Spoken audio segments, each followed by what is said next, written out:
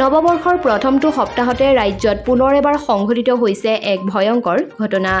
এইবাৰ ঘটনাৰ স্থান হৈছে লখিমপুৰ। লখিমপুৰত সংঘটিত এই অনাকাংক্ষিত ঘটনাই জোকাৰি গৈছে সমগ্ৰ অঞ্চল। জিলাখনত সংঘটিত হৈছে এক ভয়ংকৰ হত্যাকাণ্ড। আৰ্থিক অনাটনৰ বাবেই সংঘটিত হৈছে এক লোমহৰ্ষক হত্যাকাণ্ড। ঘটনাৰ বিৱৰণ অনুসৰি পিতৃৰ দাৰ ঘাপত নিহত হ'ল এজন যুৱক। ঘটনা সংঘটিত কৰাৰ পাছতেই পুত্ৰসন্তা পিতৃয়ে ল'লে আত্মহত্যাৰ দৰে চৰমপন্থা। লখিমপুৰৰ ২ নং হেনচোৱা গাঁৱত সংঘটিত হৈছে এক হৃদয় বিদাৰক ঘটনা। জানিব পৰা মতে পিতৃ অম্বুৰাম সোণোৱালৰ চোকা অস্ত্ৰৰ আক্ৰমণত অকাল মৃত্যুক আঁকোৱালি ল'লে পুত্ৰই। পাৰিবাৰিক কণ্ডল আৰু আৰ্থিক অনাটনৰ বাবেই এই ঘটনা সংঘটিত হোৱাৰ সন্দেহ প্ৰকাশ কৰিছে স্থানীয় একাংশই।